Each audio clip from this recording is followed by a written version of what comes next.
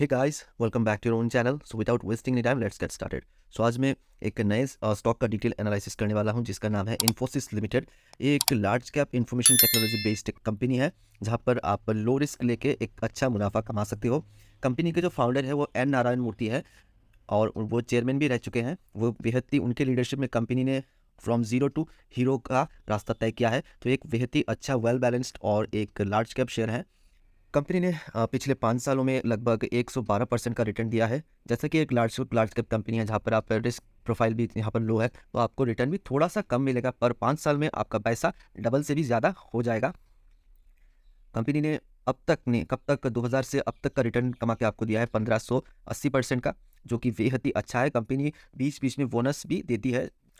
Infosys company का जो कामकाज देख लेते हैं। Infosys limited provides consulting, technology, outsourcing and next generation digital services to enable clients to execute strategies for their digital transformation.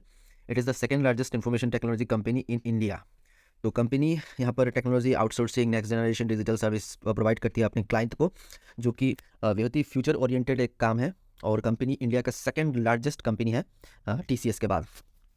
Company का revenue breakup है, आप यहाँ पर देख पाएंगे। कंपनी का रेवेन्यू ब्रेकअप फाइनेंशियल सर्विस से आता है 32%, यानी कि बैंक या फिर फाइनेंशियल अदर फाइनेंशियल जो सेक्टर है वहाँ से सॉफ्टवेयर आउटसोर्स करते हैं या फिर उनको सोल्यूशन प्रोवाइड करते हैं, तो 32% वहाँ से आता है। रिटेल से 15%, कम्युनिकेशन, टेलीकॉम और मीडिया से 13%, एनर्जी और यूटिलिटी सर्विस से 12%, मैन्युफैक्चरिंग से 11%, हाईटेक टेक्नोलॉजी से 8%, life science and health care से 7% और अदर्स से 3% का रेवेन्यू आता है। तो अच्छा ही वेल बैलेंस्ड और डाइवर्सिफाइड रेवेन्यू ब्रेकअप है। जियोग्राफी वाइज जो रेवेन्यू कंपनी अर्न करता है, नॉर्थ अमेरिका से 62%, यूरोप से 25% और रेस्ट ऑफ द वर्ल्ड दुनिया का जो बाकी देशों से 10% और इंडिया से 3%। तो जैसा कि कंपनी का मेन सोर्स ऑफ इनकम बाहर के देशों से आता है, तो डॉलर का एक अच्छा खासा आपको प्रॉफिट मिलेगा। कंपनी का जो मार्केट कैप है वो 5,22,000 करोड़ रुपए है। तो कंपनी एक बेहद ही दिग्गज लार्ज कैप कंपनी है, 5 स्टार रेटेड कंपनी है। कंपनी का करंट प्राइस चल रहा है 1260 रुपये। कंपनी ने हाई लगाया था 1673 रुपये का और लो लगाया है 1185 रुपये का। कंपनी का जो स्टॉक पी चल रहा है 21.8, बुक वैल्यू चल रहा है 182 रुपीज़ का। डिविडेंड यील्ड आपको 2.70, यानी कि एक बेहद अच्छा खासा डिविडेंड यील्ड आपको मिलता है। ROC चल रहा है 40.7, जो कि बेहद ही अच्छा है। ROE चल रहा है 31.8%, जो कि बहुत ही अच्छा माना जाता है। और फेस वैल्यू कंपनी का है 5। कंपनी का जो प्रॉस है, company has a good return on equity track record. तो कंपनी का जो रिटर्न ऑन इक्विटी बहुत ही अच्छा है। पिछले 3 सालों या 5 सालों का company has maintaining healthy dividend pay out. Company आपको डिविडेंड बहुत ही अच्छा देती है। कंपनी का जो कौन है वो प्रोमोटर होल्डिंग है 15.1%, पर इसको आप नज़रअंदाज कर सकते हैं। जब हम शेयर होल्डिंग पैटर्न में जाएंगे तब आपको समझ में आएगा कि 15.1% क्यों है। कंपनी यहाँ पर देख पाएंगे कि कंपनी का जो पीयर कंपैरिजन है, कंपनी यहाँ पर भारत का 2 सेकंड लार्जेस्ट आईटी कंपनी यहाँ पर देख पाएंगे। पहला है TCS, तीसरा है SCL टेक्नोलॉजी, चौथा है विप्रो। तो कंपनी दूसरा सबसे लार्जेस्ट आईटी कंपनी है।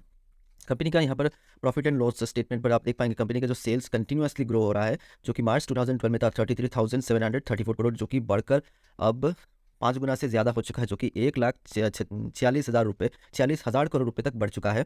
कंपनी का जो नेट प्रॉफिट ये भी कंटिन्यूसली बढ़ रहा है, जो कि मार्च 2012 में था 8,332 करोड़ रुपीज़, जो कि बढ़कर 24,108 करोड़ रुपीज़ तक हो चुका है। कंपनी का EPS भी कंटिन्यूसली बढ़ रहा है, जो कि मार्च 2012 में था 18.14 रुपीज़, जो कि बढ़कर 58.08 तक बढ़ चुका है। कंपनी का रिजर्व भी यहाँ पर जो ग्रीन लाइन देख रहे हैं, कंपनी का ये रिजर्व है। कंपनी का रिजर्व भी कंटिन्यूसली बढ़ रहा है, ताकि जो कंपनी है जो फ्यूचर एक्सपेंशन में अपना पैसा लगा सके और कंपनी का ग्रोथ अच्छा खासा हो सके। तो यहाँ पर रिजर्व भी कंपनी के पास अच्छा खासा है।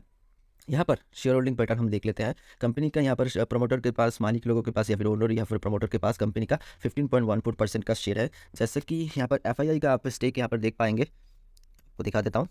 तो जो आप देख पा रहे हैं FII का स्टेक 35.9, यानी कि फॉरेन इंस्टीट्यूशनल इन्वेस्टर के पास कंपनी का 35% शेयर उनके पास है। इसके बाद DII के पास यहाँ पर आप देख पाएंगे, DII के पास 33.59% का शेयर है। तो DII के पास भी अच्छा खासा एक स्टेक है।